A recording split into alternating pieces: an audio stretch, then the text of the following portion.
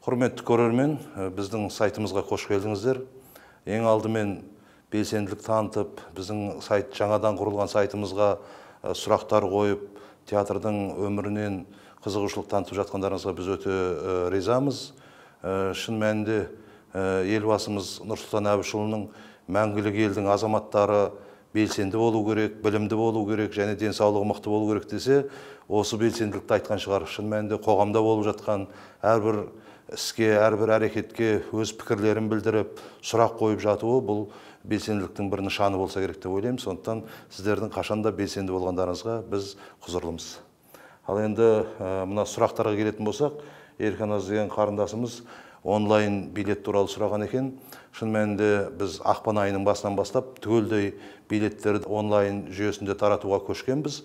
Одан алудан қорқатын ештеңе жоқ. Лицензиясы бар үлкен компаниямен келісім шартымыз бар. Билеттеріміздің барлығы жан-жақты қорғалған. Оны жасап жататындай мүмкіндік жоқ деп есептеймін. Сондықтан қорықпай, осындай мүмкіндікті пайдаланып, театр билеттерін ала беруге болады. Ал енді Ақтөбеден қаңтар айында сұрақ түскен, алыс аймақтан жете алмай жатырмыз. Спектакльдеріңіздің видео үлгісін жарияласаңыздар деп жазыпты. Біріншіден ескертетін жағдай, спектакль деген өзі сахналық қойылым, бұл ерекше нәрсе. Тіпті біздің көптеген қойылымдарымыз үлкен теле арналарда көрсетіліп жатады. Соның өзінде ішімізден қарнымыз ашып отырады. Өйткені спектакль ауқамды сахнада үлкен режиссерлық, жарық, дыбыстық шешіммен қойылғаннан кейін телеэкранда көптеген осындай әдемі, сиқырлы жерлері жоғалып кетіп жатады. Бірақ біз бұл мәселені тағы да ойластырамыз. Біздің көп қойылымдарымыз түсірілген, оны да көретін жағын қарастырармыз. Ал енді бірақ алыс аймақтағы театрларды көргісі келетін азаматтарға айтатынымыз, Әуезов театрының жылда Қазақстанның бір облысына шығатын гастрольдік жоспары бар. Сондықтан біз сол алыстағы ағайынға да театр қойылымдарын көруге мүдделіміз және соны жасау біздің жоспарымызда. Медет деген ініміз театр КЗ журналына қолымыз жете бермейді, бірақ пьесаны оқығымыз келеді деп сұрақ қояды. Шын мәнінде бұл театр КЗ деген ашылғанына көп болмаған біздің сахнагерлердің ортақ бір жақсы басылымы. Ол өзінше құрылтайшысы бар, театр қайраткерлер одағы. Біздің театр өнерінің жалғыз жаршысы деп айтсақ болады. Олардың журналдарында ай сайынғы нөмірінде бір жаңа пьеса жарияланып тұрылуы біз үшін өте үлкен мәнді шешім, мәнді шара. Біз көп пьесаларды солардан оқып танысамыз. Әр тілдегі авторларды беріп жатады. Ал бірақ біздің пьесамыздың бәрін театр КЗ-ға жариялау деген кішкене ойға сыйыңқырамайды. Өйткені Қазақстанда 54 театр бар, оның барлығында көптеген авторлар қойылып жатыр.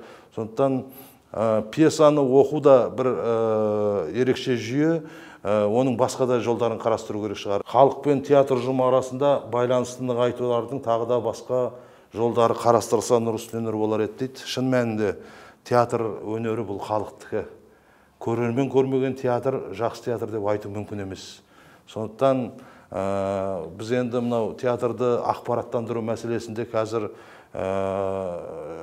біраз жұмыстарды жоспарлап, соған байланысты қазір ақпарат бөлімін аштық. Театрдың спектакльдері, актерлік өмір туралы, өнер адамдарының бұрынғы мен бүгінгі тарих туралы айту үшін жасақталған бұл бөлім қызу жұмыс үстінде. Барлық республикалық баспасөз құралдарымен өте тығыз байланыс орнатылып жатыр. Әрине, бұның барлығын жеткілікті деп қарап отыруға болмайды. Сондықтан байланыс орнатуымыз керек. Оның да алдағы жаңалықтарын жасалған кезде көретін шығар. Мына өз қазақта секірмей жатып әуптеме дейді ғой. Сондықтан біз істелмей жатқан жұмысқа осылай болады, бұлай болады деп ешкімді ынтықтырмай қояйық. Бірақ бұл біздің борышымыз. Осыдан біраз жыл бұрын Шахмерденнің Билер атты қойылымы жүреді деп еді, сол не болды дейді. Шахмердан қазақтың бүгінгі таңдағы үлкен драматургы, біздің театрымыздың сахнасында Томирис, Қазақтар сияқты үлкен полотнолы қойылымдардың авторы. Қазір біз тағы да бір жаңа жобаға бірлесіп кірістік. Ал енді Билер атты пьесасын мен оқығам, өте жақсы пьеса. Бірақ театрдың репертуары түгелдей тарихи қойылымнан, не болмаса түгелдей Шекспирден тұрмайды ғой. Сондықтан бүгінгі репертуарымыз жасақталу барысында көптеген шығармаларды қараймыз. Оның үстіне бір ескертетін жағдай, биылдан бастап Мәдениет министрі Құл-Мұхаммед мырзаның басшылығымен Мәдениет министрлігінің жанынан репертуарлық кеңес ашылды. Сол репертуарлық кеңестің негізгі мақсаты Қазақстандағы 54 театрдың репертуарын біріншіден жаңаланып, сапалы шығармалармен толықтырылуы, екіншіден бірін-бірі қайталай бермеуі, үшіншіден ол қойылымдардың бүгінгі қажеттілігі туралы ақылдасып отыратын кеңес. Осы кеңесте біз қазір енді жұмысын бастап кетті. Біз басқа театрлардың қойылымдарында біліп отыратын, сондықтан қайталамауға, бір пьесаны бүкіл театр қоя бергенде қаншалықты қызықты болады, осы мәселелерді сол кеңес арқылы шешеді. Драматург деген штат аштыңыздар, сол не болды дейді. Жалпы театр өнерін бүгінгі бір-ақ күнмен өмір сүруге болмайды. Театр өнерінің ертеңін ойламасақ, осыдан 10 жыл кейін не болатынын қазірден ойламасақ, шын мәнінде тоқырауға ұшырайтынымыз анық. Драматург деген штат бұл жас қаламы, осы драматургияға бейім қыз-жігіттерді шақырып үйретсек деген оймен жазылған. Шын мәнінде біздің Қазақстанда драматургтеріміз баршылық, бірақ оны көп және жетерлік деп айтуға болмайды. Бізде кәдімгі жиылып таңдауымызға мол мүмкіндік беріліп жатқан жағдай жоқ, ашығын айту керек.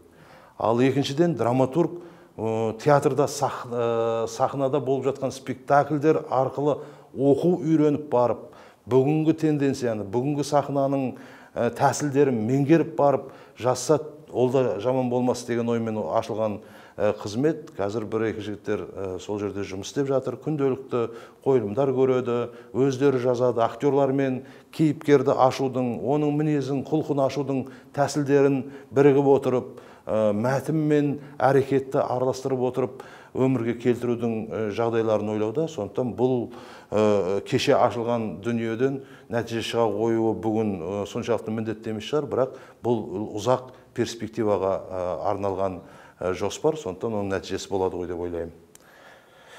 Театр KZ журналын осы сайтқа не үшін орналастырып қоймасқа дейді, оған мүмкіндіктеріңіз бар ма деп жазыпты. Тағы да қайталап айтамын, Театр KZ журналының өз құрылтайшысы бар, өзінің таралымы бар, белгілі мөлшерде шығатын экземпляр дейміз ғой, онысы бар. Сондықтан оны біздің сайтқа кіргізіп қойып, ертең ол кісілердің сатылымын, тағы да басқа жоспарларын қарама-қайшылыққа тірелдірудің қажеті жоқ шығар деп есептеймін. Бірақ Театр KZ журналын оқуға сіздерді үгіттеймін.